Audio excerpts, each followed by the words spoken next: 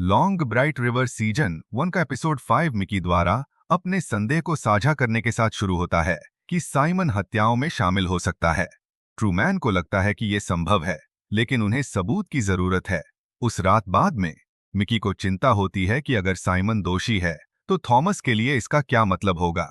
अगले दिन वो जी पॉप की जांच करती है और साइमन के बारे में उसकी राय पूछती है। उसके दादाजी को वो लड़का कभी पसंद नहीं आया। वो उनके पूर्व पड़ोसियों के बारे में भी पूछती है।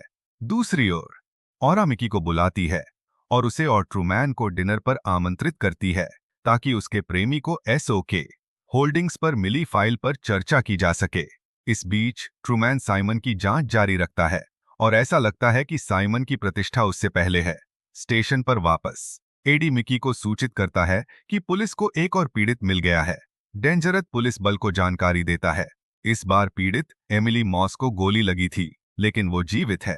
जब मिकी बहुत सारे सवाल पूछती है तो अहर्न उसे एक तरफ बुलाता है। ये पता चलता है कि अहर्न को मिकी की साइड जांच के बारे में पता चल गया है। वो उसे इसे रोकने के लिए कहता है। मिकी उसे अपना संदेह बताती है कि एक पुलिस वाला शामिल हो सकता है, लेकिन अहर्न आरोपों को गंभीरता से लेने से इनकार कर देता है। वो ये जानना चाहता है कि उसका स्रोत कौन है और मिकी को धमकी देता है कि अगर वो अपने स्रोत का नाम बताने से इनकार करती है तो वो उसे निलंबित कर देगा। मिकी आखिरकार टूट जाता है और पाउला का जिक्र करता है। डेजनरत बीच में टोकता है और मिकी को अपने साथ आने के लिए कहता है। वो देखना चाहता है कि क्या एमिली मिकी के साथ सुरक्षित महसूस करेगी और बात करेगी। एमिली बात करने से इनकार करती है, लेकिन जब मिकी पूछता है कि क्या उसका हमलावर एक पुलिस वाला था तो वो हिल जाती है। मिकी ट्रूमैन को फोन करता है और कहता है कि एमिली डरी हुई लग रही थी। बाद में मिकी पाउला की मां से मिलने जाता है, ये देखने के लिए कि क्या पाउला वहां है। दुर्भाग्य से वो वहां नहीं है, लेकिन वे कुछ देर के लिए बातचीत करते हैं। वे दोनों अपने किसी प्रियजन के नशे की लत से संबंधित हो सकते हैं। जब वे बात करते हैं तो मिकी को वो समय याद आता है जब केसी पहली बार उससे मिलने गई थी, जब वो संगीत विद्यालय के लिए बाहर गई थी।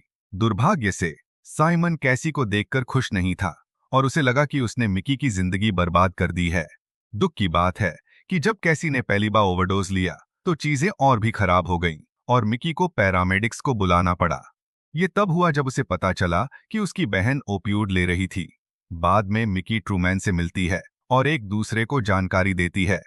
मुझे लगता है कि शायद पुलिस यूथ क्लब की लड़कियों ने साइमन को बाहर निकालने की धमकी दी है।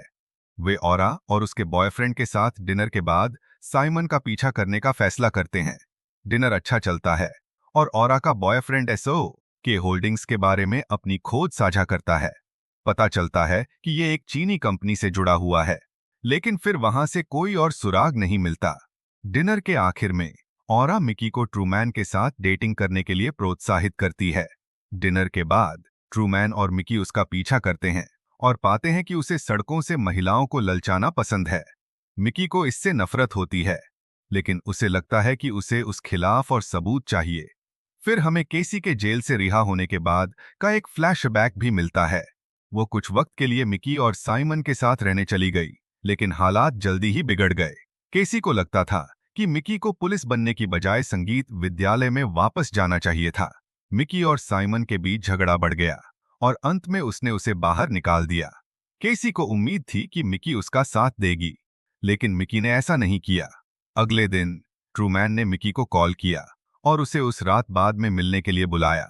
वो मिकी को अपने पुलिस मित्र माइक से मिलवाना चाहता था ताकि साइमन के बारे में उनके संदेह को सामने लाया जा सके। मीटिंग में मिकी अपने संदेहों को सूचीबद्ध करना शुरू करती है, लेकिन माइक उसे रोकता है और कहता है कि उन्हें पहले ही अपराधी मिल चुका है। ये पता चलता है कि शॉन का डीएनए पीड़ितों पर पाया गया था। माइक मिकी से कहता है कि उसे अपनी स्थिति पर फिर से विचार करना चाहिए। ये साइमन पर व्यक्तिगत हमला लग रहा है। मिकी और ट्रूमैन हैरान हो जाते हैं और सोचते हैं कि क्या पाउला गलत थी। दोनों कुछ ड्रिंक लेते हैं और फिर घर लौट आते हैं। मिकी को तब डर लगने लगता है जब वो देखती है कि उसकी दाई और थॉमस घर में नहीं हैं। शुक्र है कि दाई ने थॉमस को मिसेज महोन के पास छोड़ दिया।